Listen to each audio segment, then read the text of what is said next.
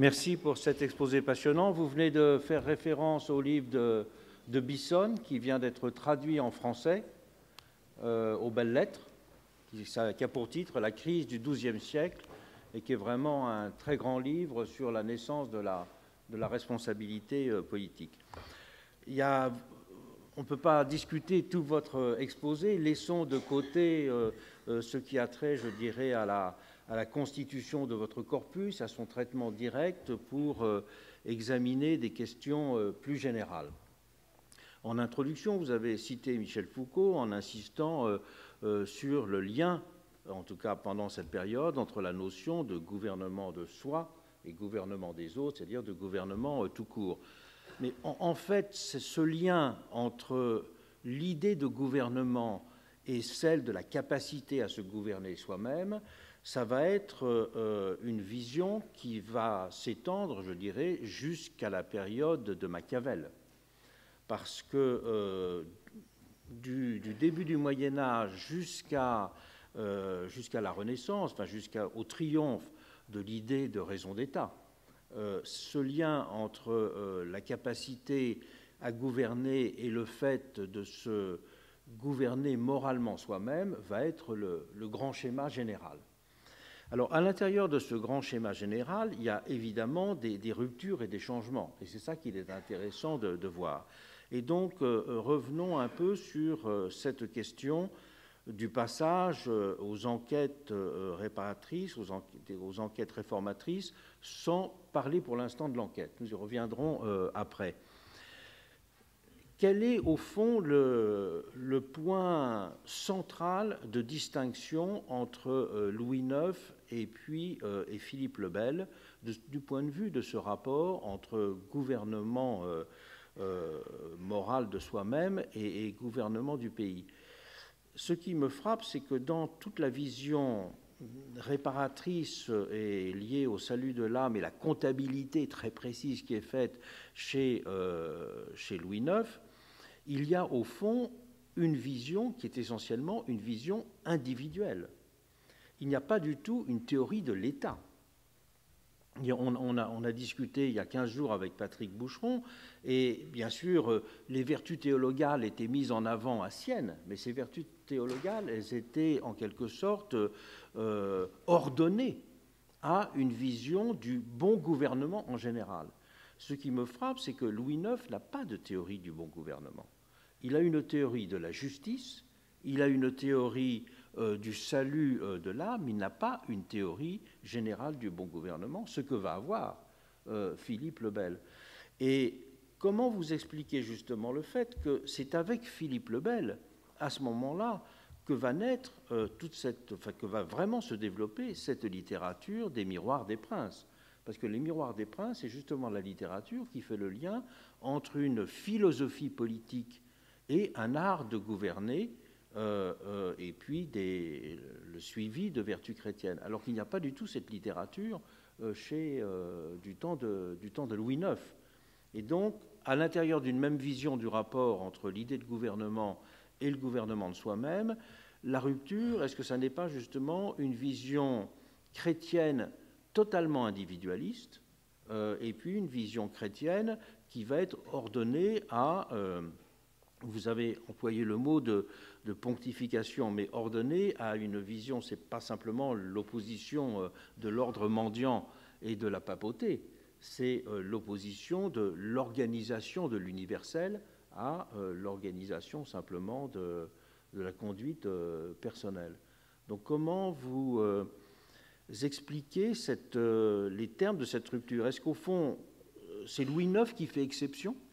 Est-ce qu'il fait exception à cause de la période dans laquelle il se trouve, de son départ en croisade, qui donc a précipité cette vision réparatrice et cette comptabilité morale, ou bien vous voyez l'exemple d'un espèce de paradigme qui n'est pas simplement lié à Louis IX lui-même, mais un paradigme qui serait lié à l'histoire capétienne, disons, en général?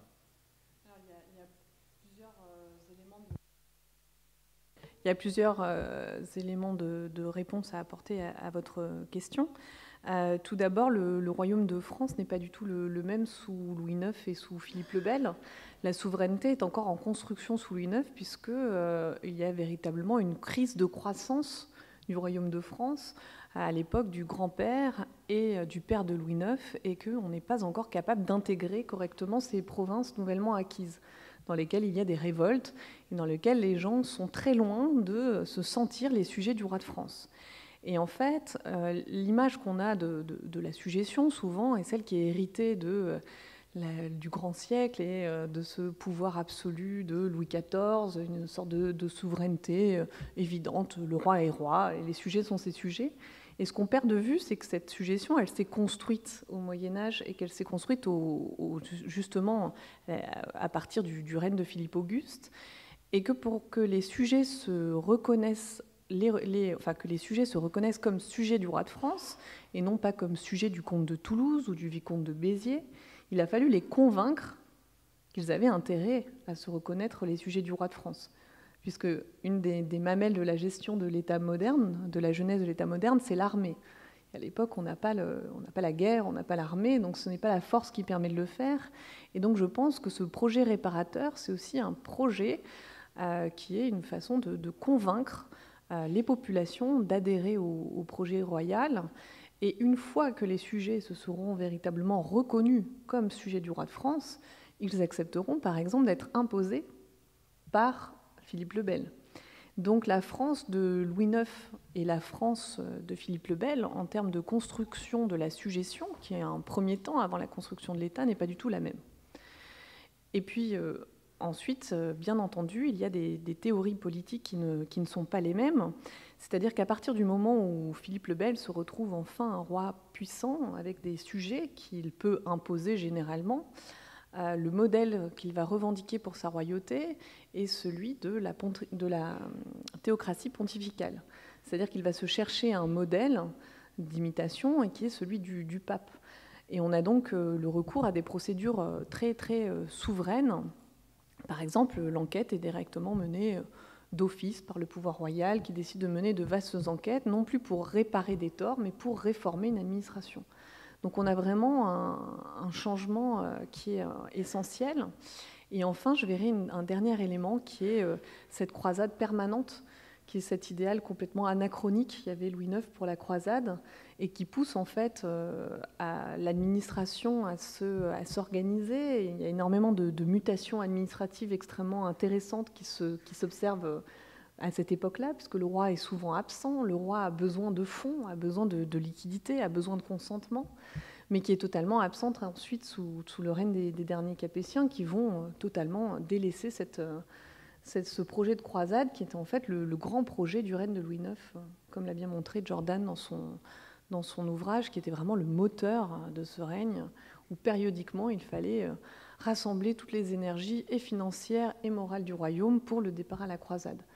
Et avec Philippe le Bel, on est vraiment dans l'idéal du bon gouvernement. Et enfin, si vous le permettez, autre référence très importante, c'est que sous Louis IX, il y a bien entendu une mobilisation du droit romain qui est forte, mais qui n'est pas tout à fait aussi importante que sous Philippe le Bel, dans lequel véritablement la rhétorique employée au droit romain, la res publica, l'utilité publique, va véritablement être mobilisée au bénéfice du pouvoir royal.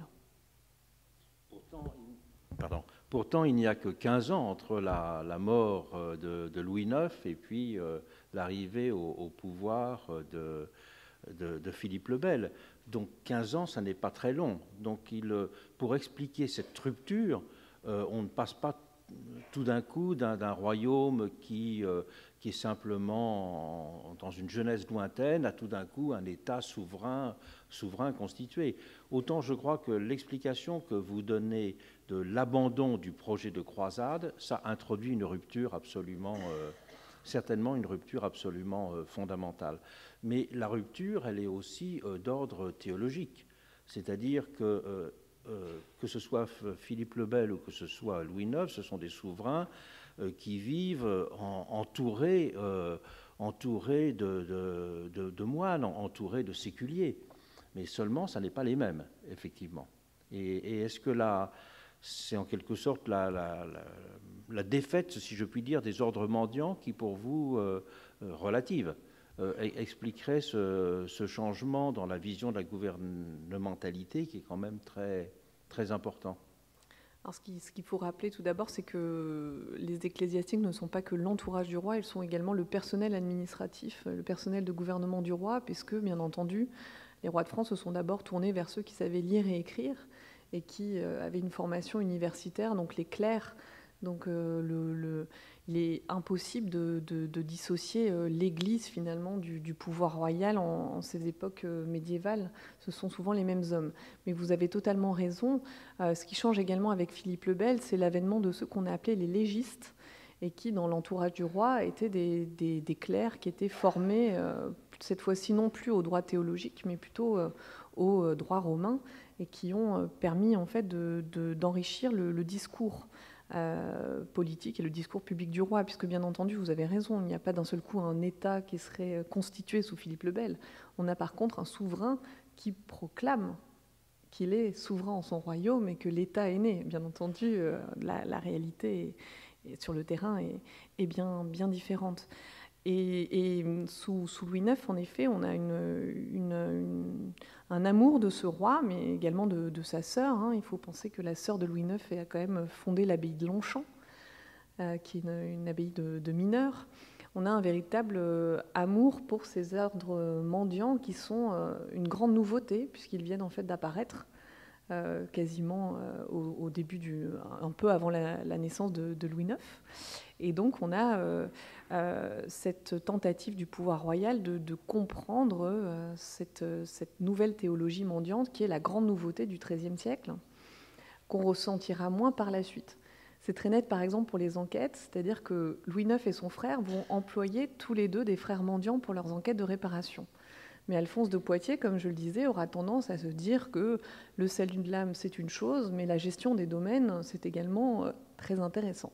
Il va donc se servir des mendiants pour mener ces doubles enquêtes, qui sont et des enquêtes finalement domaniales et des enquêtes de réparation, jusqu'à ce que finalement Humbert de Romans, qui est l'autorité provinciale de la province de France, interdise à ses frères, désormais, de mener des enquêtes pour le roi de France et pour Alphonse de Poitiers, car elles sont considérées comme des offices odieux, officia odiosa, c'est-à-dire que là, véritablement, c'est l'ordre mendiant lui-même qui va sonner la fin de la récréation et qui va dire « rentrez dans vos couvents, si vous voulez faire de l'enquête, faites-le pour la grande enquête qui est l'Inquisition, mais cessez de vous dévoyer auprès des princes qui, en fait, vous utilisent à des tâches qui ne sont plus purement charitables, mais qui sont également des tâches très, très laïques. » Effectivement, c'est avec Philippe le Bel qu'on voit le début de l'usage de la formule selon laquelle le roi est empereur en son royaume.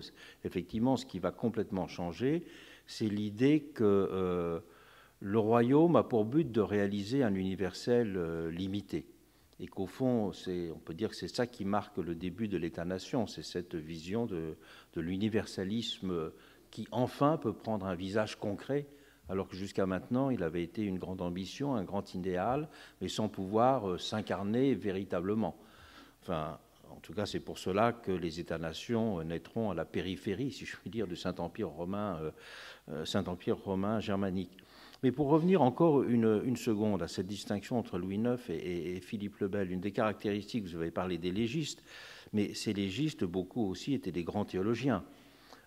Et puis des grands philosophes, c'est-à-dire qu'on ne peut pas séparer le nom de Philippe le Bel, par exemple, de tout le travail théologique de Gilles de Rome. Gilles de Rome a joué un rôle très grand en écrivant son grand livre sur le régime des princes, dans lequel il modifie quand même le regard que l'on portait sur ce qu'est le bon gouvernement. Un peu plus tard, mais enfin ça, tout de même de cette période, ce sera l'œuvre monumentale de Marsile de Padoue. Marsile de Padoue qui va donner les moyens de penser de façon très neuve et très laïque le pouvoir en laïcisant en quelque sorte beaucoup d'images religieuses auparavant. Et au fond, tout ce milieu de théologiens, de philosophes que l'on va retrouver dans le monde capétien à partir de Philippe le Bel, effectivement, une grande partie d'entre eux ont d'abord été dans l'entourage papal. Et au fond, ils se convertissent en quelque sorte au service de l'État. Et on retrouve bien la distinction que vous aviez faite entre le gouvernement de Louis IX et son amour pour les mendiants, puisqu'en fait les deux grands noms finalement qui ont pu à cette époque-là compiler une sorte de savoir politique et où ont eu une influence politique sur Louis IX, c'est Thomas d'Aquin et Vincent de Beauvais, qui sont tous les deux issus des ordres mineurs. Donc on a en effet même une histoire intellectuelle qui change.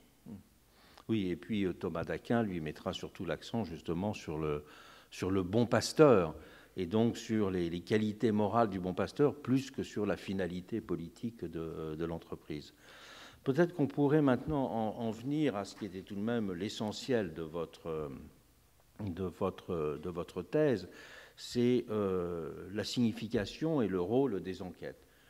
Ce que je trouve très intéressant dans votre travail, c'est que vous avez bien insisté sur deux dimensions de l'enquête. C'est que l'enquête est à la fois un outil de gouvernement, mais que l'enquête aussi, elle instaure une relation. C'est que le propre de l'enquête, c'est d'instaurer une relation entre l'enquêté et l'enquêteur. L'enquêteur étant aussi au service du roi, bien sûr. Mais elle est directement un outil de gouvernement. Et cela, ça le restera. Si on dit que l'enquête est une relation et que l'enquête est un outil de gouvernement, on peut donner une double définition qui est presque valable jusqu'à aujourd'hui. C'est-à-dire que si vous prenez Jean-Claude Perrault, par exemple, a beaucoup étudié les mouvements d'enquête de la période consulaire, ou au début de l'Empire. Et il insiste sur ces deux dimensions. C'est enquêter, ça devient un instrument de gouvernement parce que d'abord, il y a la dimension de connaissance, mais aussi qu'on fait participer à l'enquête, on implique dans le pouvoir toute une population. Ce sera le cas aussi des grandes enquêtes du 19e siècle. Et donc, là, on voit ce qui est très intéressant dans votre travail, c'est qu'on voit naître en quelque sorte les éléments d'un modèle. On voit naître les éléments d'un modèle, mais ce modèle, bien sûr, il a ses spécificités parce que l'État n'existe pas encore, à cause de la dimension de réparation aussi. Et vous avez dit une chose très juste et très importante, c'est que l'enquête était un substitut, en quelque sorte, à la présence du roi. Mais peu de temps après, enfin un siècle et demi après, on verra les souverains commencer justement à penser qu'il est très important de faire des tours de France. Et que les tournées et les visites royales auront la même finalité. Et théorie d'ailleurs que reprendra presque mot pour mot Napoléon III, qui sera au XIXe siècle celui qui aura le plus voyagé pour faire que le souverain soit proche des gens. Donc je trouve que dans ce modèle avec ces trois caractéristiques, l'enquête comme relation, l'outil de gouvernement et puis le substitut à la présence, on a en quelque sorte là l'enquête comme le centre du pouvoir, en quelque sorte. Le centre du pouvoir, mais en même temps le centre du pouvoir qui se reconnaît comme responsable à travers cela, mais en même temps de la prise de pouvoir de l'enquêté aussi. Parce que c'est l'enquêté ou celui qui a déposé une plainte, là, dans ce cas-là, qui retrouve une importance sociale, qui retrouve une dignité, qui retrouve en quelque sorte qui accède à une forme, disons, de pré-citoyenneté d'un certain point de vue.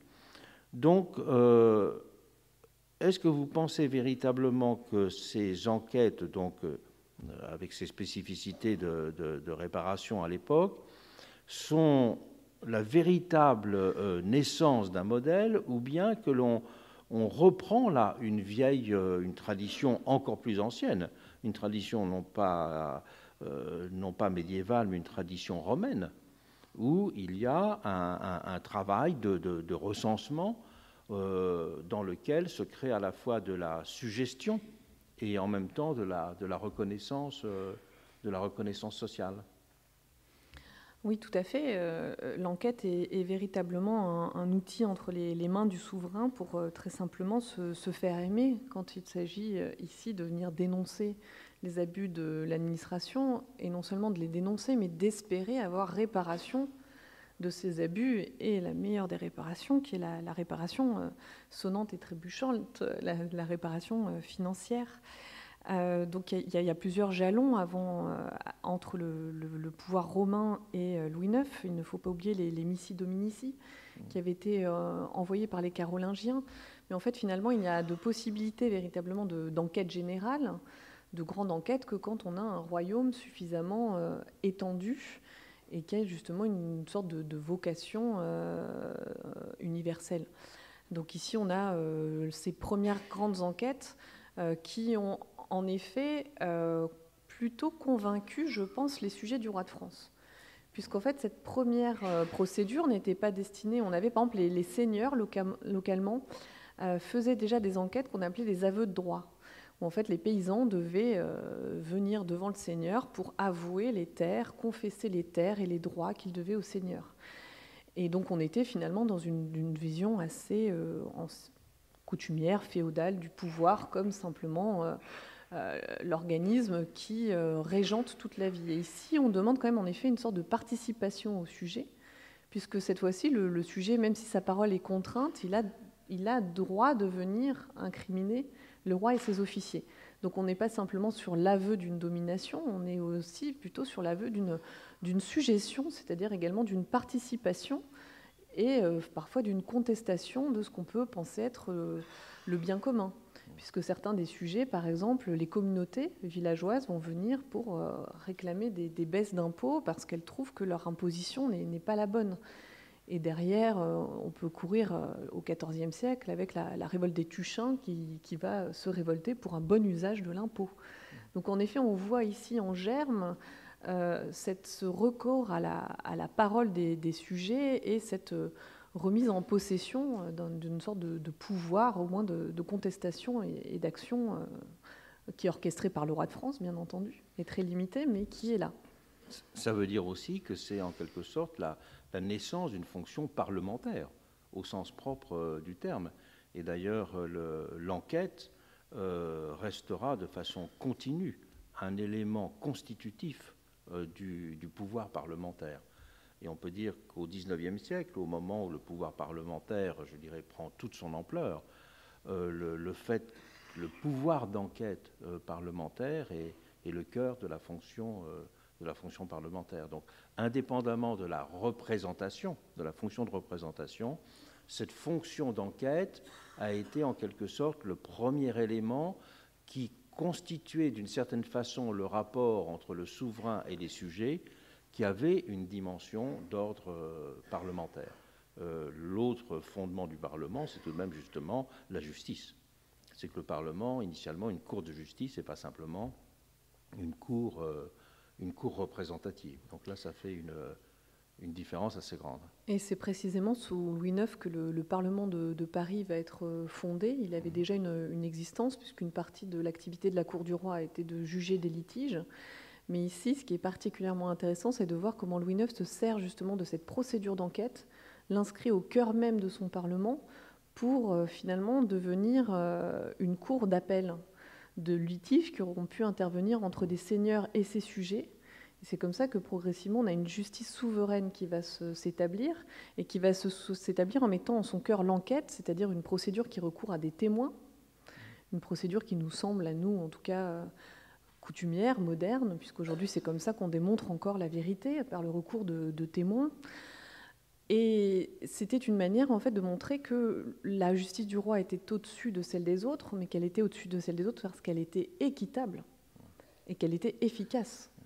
Donc on a véritablement dans le projet politique de Louis IX cette volonté d'insérer l'enquête, cette procédure juridique au cœur de toutes les nouvelles institutions qui sont fondées par le roi.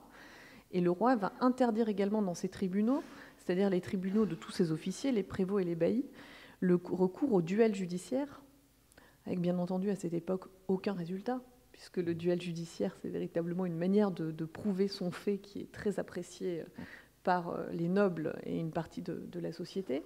On a vraiment cette volonté en fait de promouvoir une justice équitable et de se doter d'instruments qui permettent en effet de la rendre équitable et donc désirable par les sujets. Et un élément de ce caractère équitable et désirable, c'est le caractère collégial.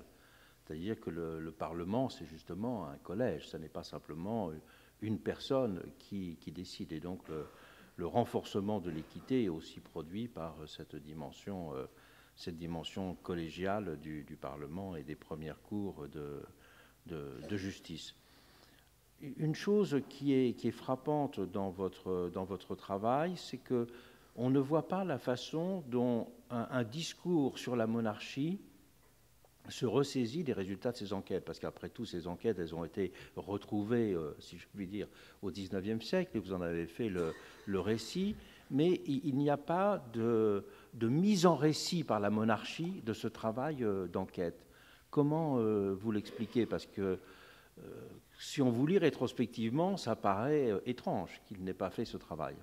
En fait, il y a vraiment un moment Saint-Louis, cette expérience de gouvernement qui est la réparation, qui va véritablement être escamotée par ses successeurs, et notamment par Philippe le Bel, au profit de la Réformation.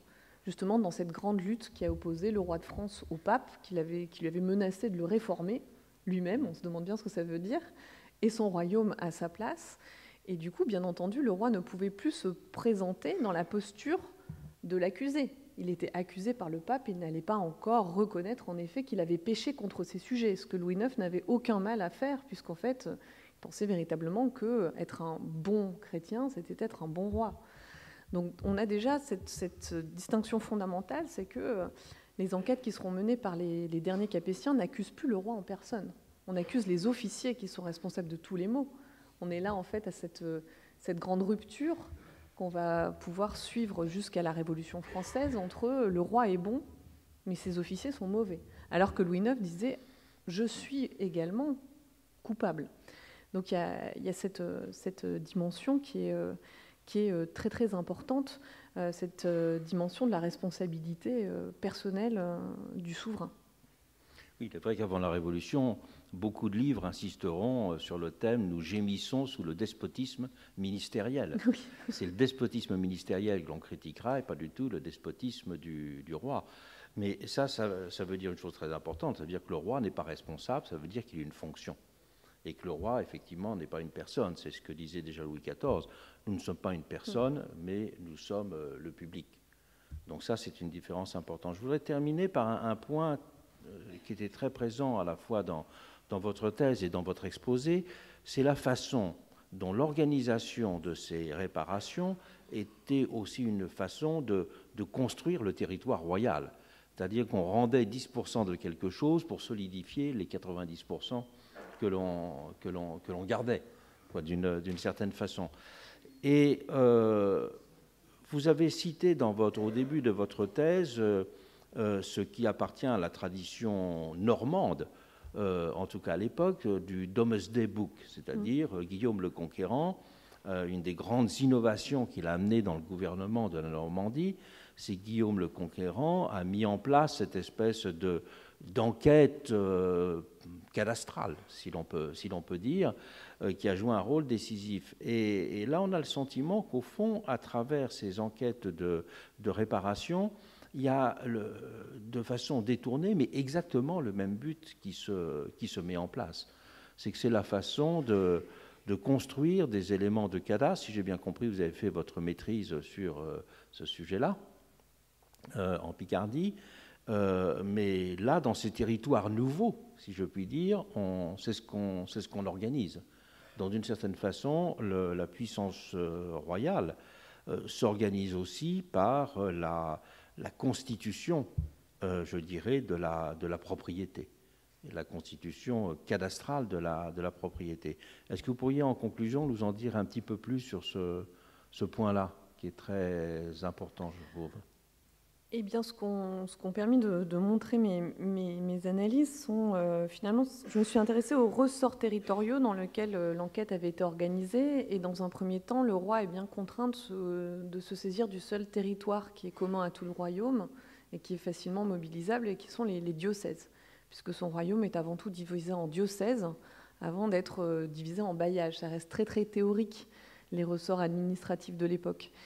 Et en fait, justement, cette volonté d'envoyer des enquêteurs dans toute la France va permettre progressivement, en tout cas dans un premier temps, d'activer ces ressorts territoriaux. Donc pour l'instant, ils ne sont pas véritablement encore effectifs, mais en tout cas dans le discours du pouvoir royal, il va enfin pouvoir dire que le pouvoir royal domine une somme de bailliages, une somme de ressorts territoriaux propres au pouvoir royal et non pas des ressorts territoriaux religieux. Il va se servir des ressorts territoriaux comme d'un point de départ. Et bien entendu, ce qui est remarquable dans ces enquêtes, c'est qu'on est, comme je l'ai dit, face à la première investigation lancée à l'échelle du royaume de France tout entier. C'est la première fois qu'un monarque capétien a cette volonté en fait, de toucher du même coup. En 1247, il envoie des enquêteurs dans tout son royaume. Et donc cela montre véritablement qu'on commence à avoir une conscience qu'il y a un territoire qui est vaste, qui est accru, qu'il va falloir réticuler, qu'il va falloir organiser, qu'il va falloir réussir à dominer. Et cela passe en effet par la démultiplication du corps du roi à travers ses enquêteurs. Merci, mais c'était vraiment un exposé passionnant. Je rappelle le titre de votre livre, « Les enquêtes de Saint-Louis ».